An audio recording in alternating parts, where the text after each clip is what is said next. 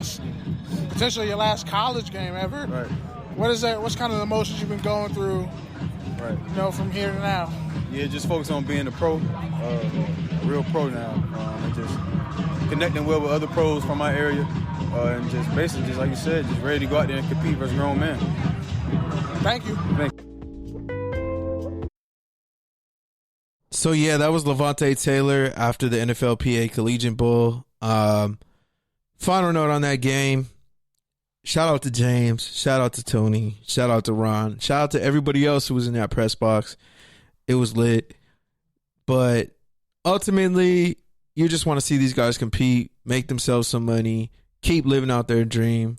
That's really what they did, and that's really what we did. So shout out to Brandon. Shout out for the NFLPA for giving us full access to all the field, the players, helping us get guys for Kenny's Community Conversations and such. There's actually way more clips. If you go to Anchor, you can just type in touchdowns and tangents Anchor, touchdowns and tangents overtime, anything like that. It's going to pop up. But yeah, so make sure you go check that out. And final note on the NFLPA game. Final note. I think what really sets this podcast apart, and I've never always been able to quantify it, but whether you're a football nerd or a casual fan, you can come in here, you can listen, you can come in here and sit at the table, you can watch and feel welcomed and not feel like people are talking down to you or talking over you. And that's part of the extension into Kenny's Community Conversations. Kenny knows I suck at words. But yeah, and on top of that, man, I think the biggest thing is it's just about being yourself. Whether you're celebrating your successes as touchdowns or ranting and getting the shit that you need to get off your chest and telling your truth in tangents, as long as it's topical, as long as it doesn't suck, you have a place here. So we don't come in here trying to be personalities. I've joked before about trying to be the black Barstool or the Mexican Ringer and all that stuff, but realistically, Kenny and I don't come in here trying to be characters. We don't characterize ourselves. We don't try to change ourselves, try to be somebody else to entertain for the audience or anything like that. We just come in here, we share our takes, we share our tangents, we talk about touchdowns, we talk about turnovers. Whatever the case, we're our true and authentic selves. And you can feel that in this reporting. You could feel it when we're in the press box.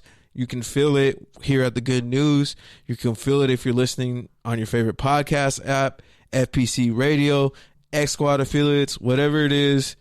You know, we're ourselves. We're true to ourselves, and you're going to see even more of that this past weekend when I finally make it out to fucking Mobile, Alabama.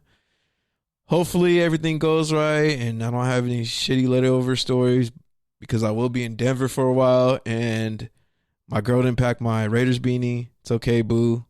Still fuck with you, but yeah, that was an L. And yeah, man, shout out to the FanDuels chat. Everyone out there who wants their money from me, don't worry, it's coming. I'm just dream chasing right now. I will Venmo you your money. Don't worry, it's coming.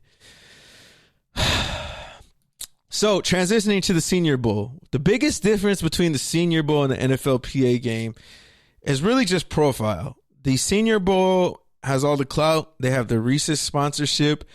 They get the top talent from across the country, top players like, Justin Herbert, all across the board come flock to Mobile to really showcase their skills versus other top tier candidates. So Kenny's out there right now. He's interviewed quite a few people, but one of the ones I did want to highlight was Wisconsin linebacker Zach Braun, who is mocked anywhere from the early first to late second round. So here's Kenny on Media Day asking Braun a question about what he's trying to prove this week in the Senior Bowl. What misconceptions, if any, do you want people to you want cleared up about your game or just about being a Wisconsin linebacker? Yeah, that's a big reason why I came here. I played in a 3-4 outside linebacker position in college. I want to prove that I can play off the ball and I'm comfortable playing off the ball as well, and I'm not just a pass rusher.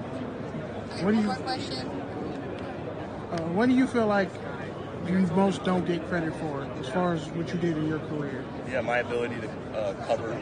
I think I did a very good job, very well. I did very well covering in college, and that's why I'm at the Senior Bowl. I'm here to clear that up. What misconceptions, if any, do See, one thing that I really like about what Kenny does and what I look to as far as a reporter is he's good at answering open-ended questions and just getting people in their zone, getting them comfortable to talk their own shit, to share their perspective. He's essentially just giving them a platform like, yo, like, be honest. Tell us where you're at. Tell us how you feel. Tell us where you think you suck and tell us where you think you succeed. Again, man, just touchdowns and tangents. That's all it is. That's all it comes down to. I know he actually interviewed Justin Herbert. I found a photo of him on somebody's random Periscope, and I screenshotted it, put it all over the stories, like he was my proud son. So shout out to him. Hopefully he's going to call in pretty soon. Give us what he saw at the Senior Bowl firsthand. I've never been there, so I'm really excited to hear from that. In the meantime, I can play another clip for you. Here's another vaulted linebacker from this draft class out of Alabama. He is Terrell Lewis. Kenny asked him, how did Alabama prepare you for where you're at now? Alabama used to playing in the postseason. How do you feel like that prepares you mentally compared to other linebackers in this class, other players in this class? It definitely prepares you mentally and physically to be ready to play a long season, knowing that transition to this next stage in NFL, you're going to play long season, including preseason, the regular season, more games, stuff like that. So you kind of already going with the mindset, especially me personally, like knowing you have a routine on how you maintain your health, mental health, physical health throughout the whole season. Being at Alabama, you used to play. Yeah, so apparently, I guess Kenny had to explain some vocabulary to Lewis, but ultimately, he just really wanted to know, you play at the best school in the country. Does that give you an advantage being here against all this other top-level competition? I wonder who that could be. Hello, caller. Give us your name and your location. Kenneth Berry, and I am in Mobile, Alabama. I'm sorry, where are you? Kenneth Berry, and I'm in Mobile, California. You're Wow, I said California. Mobile, Alabama. Wow. Wow. It's been a while. It's all good. It happens. But yeah, man, so for those of you who don't know, that's his favorite soundbite. But yeah, for those of you who don't know, so other half of Touchdowns and Tangents, he's the one whose interviews I've been playing back this past, 30 or so minutes. So Kenny, with that said, speak to the people. What are you doing right now? How's Mobile been? How was the whole experience getting there? Go off on a tangent. Get your shit off. Oh, man, where should I start? Let's see. Actually, getting through TSA was the easiest it's ever been for me. I've actually been on a plane since I was 16.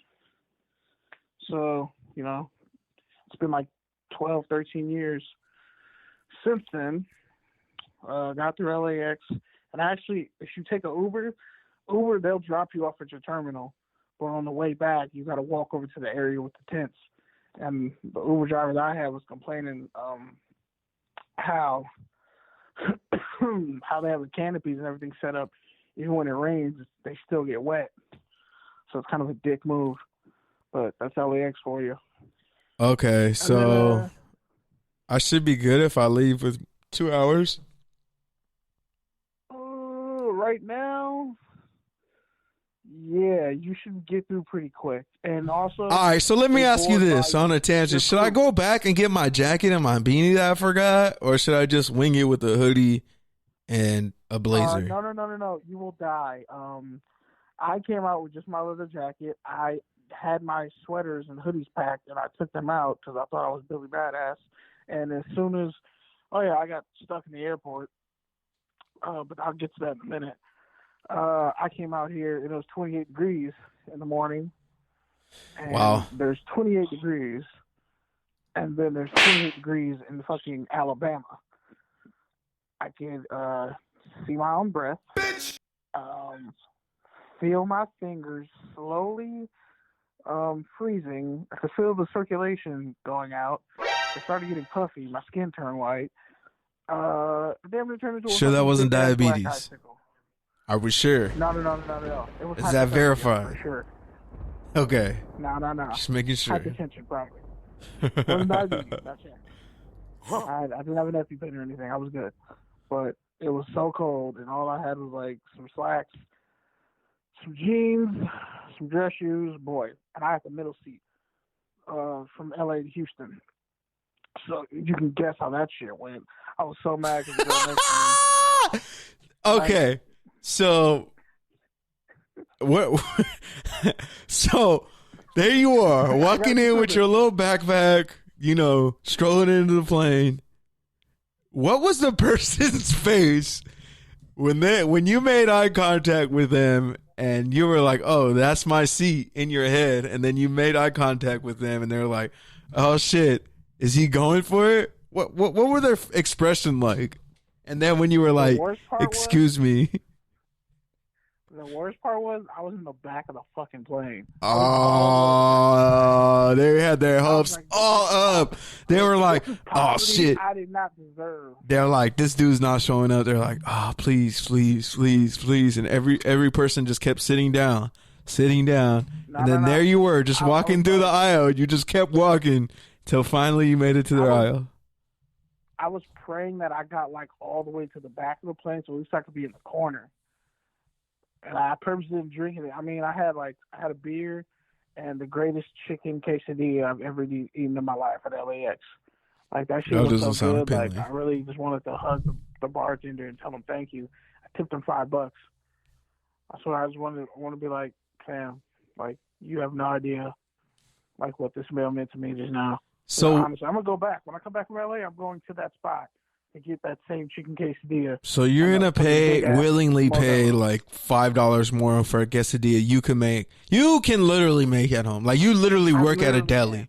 You literally can make that for free. And I would have made a better one. But it's like when someone makes a sandwich for you. Well, except for me, because I make perfect sandwiches. But if it's anybody else, when someone makes a sandwich for you, it just tastes better. Yeah, it really does. I don't know what that is. All right, so you're on the plane now. What was the layover in Houston like? Go through that. This cute ass chick in yoga pants. Little thick chick was sitting next to me. I swear I thought she was Asian at first, but I looked up. I was like, "Oh no, you're actually probably white." Whatever. But like, she was so comfortable in the aisle seat, it was making me mad. Because I'm like, what the fuck? Like, you have all this goddamn room and all that ass. Like, I'm impressed. Like, dimension-wise. Yeah. Sorry, I'm being problematic right now. But still, I was like, I felt bad because the other dude was just like a white guy. He had a laptop or whatever. I was trying to watch the NFC Championship game, but the shit wasn't working where I was sitting at, but other people watching it, so I was looking at them watch it and the UFC title game and all that. The Chiefs and whoever, Titans. And I'm in the middle seat, and obviously the middle seat gets the armrest. That's not a discussion. And I'm just like, I mean, yeah, when the middle seat is over 300 pounds, for sure. I was like, I wish this chick would just be like, you want to switch, because clearly you need the leg space. And really, I just need the leg space. Everything else is fine. Okay, Cam Newton. No, for real, no bullshit. Like, how much? If you had as much, in front of me, my leg was all the way underneath the seat, bro. If you had $100,000 in your pocket, what's the most you would give to have sat in either that aisle or window seat? I would have fucking went to first class. You got me, man. With that amount of money. But if that wasn't an option, then I would have just stayed where I was at because it's not worth it. This coach, and I was in the back of the plane. At least I was next to the shitter, which I